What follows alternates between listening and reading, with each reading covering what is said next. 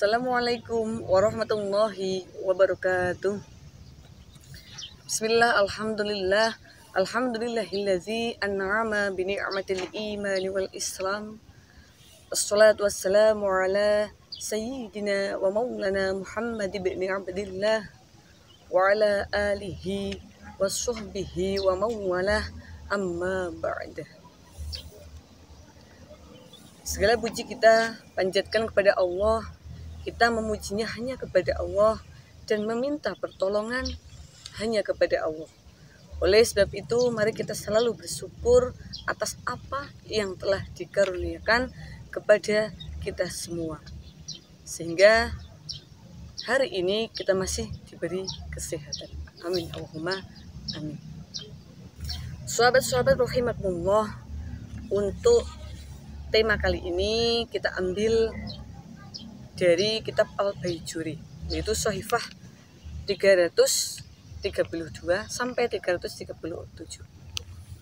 Untuk pembahasan kemarin itu sudah membahas tentang keistimewaan dan zakat fitrah.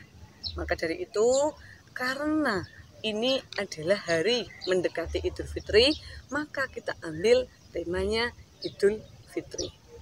Bismillahirrahmanirrahim. Ayyul fitri wal adha sunnatun mu'akadun. Jadi di sini adalah membahas Id 2. Tapi yang kita bahas hanya Idul Fitri saja ya.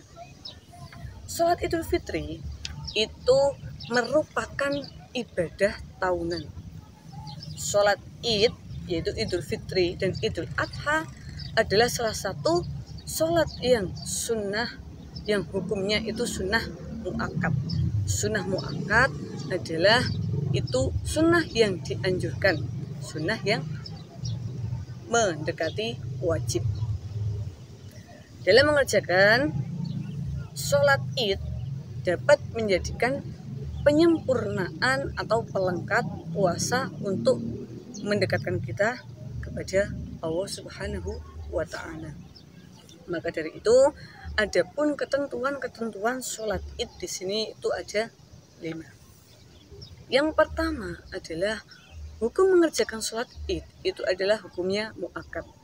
Tadi sudah diterangkan kalau mu'akad itu sunnah yang harus dianjurkan atau sunnah yang mendekati wajib.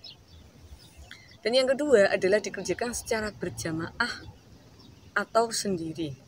Itu bisa jamaah dan di tempatnya itu masjid boleh, lapangan boleh, perkampungan boleh, yang dimana selagi masyarakat bisa menjadi satu itu boleh. Terus yang nomor 4 itu disunahkan berpakaian yang bagus. Artian pakaian yang bagus itu adalah pakaian yang dimiliki sekarang yang paling bagus itu yang mana? Itu bukan harus yang baru, harus beli, itu bukan. Ketika ada uang itu boleh. Kalau tidak boleh memaksakan. Harus memakainya itu baju yang baru yang kita punya saja, itu tidak apa-apa. Terus yang keempat adalah waktunya. Waktu untuk mengerjakan sholat Id itu adalah di pagi hari, ketika waktunya pada terbitnya matahari sampai sebelum zuhur.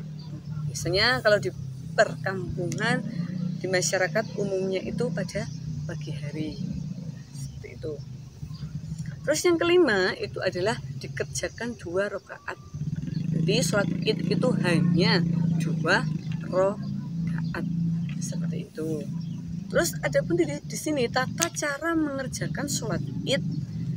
Yang pertama itu adalah takbiratul ihram dengan niat sholli sunatan la'idil fitri rok'ataini mustaqbilal qiblati ada ma'muman lillahi ta'ala.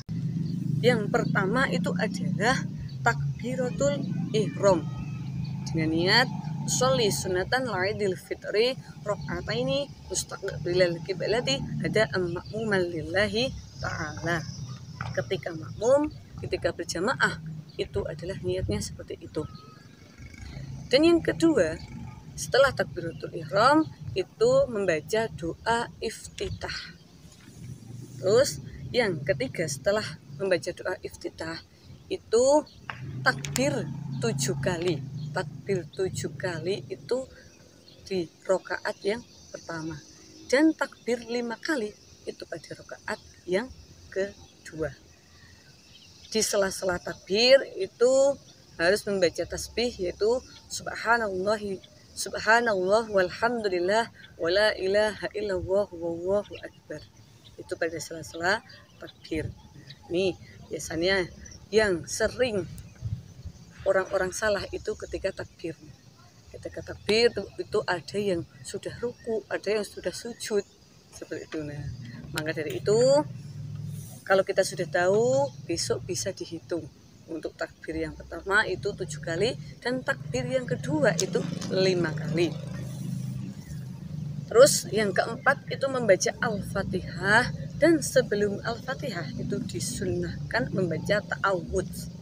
Dan setelah itu disunahkan lagi membaca surat Qaf pada rakaat pertama dan surat Iqtarobat itu pada rakaat yang kedua. Sahabat-sahabat rahimakumullah, untuk pembahasan selanjutnya yaitu kita kutip dari kitab Durratun Nasihin. Adapun fadilahnya sholat tarawih yang ke-29 adalah Bismillahirrahmanirrahim. Wa fil lailati tasi'ati wal 'ishrina a'tahu wahu sawaban alfin hajjatin mabruratin.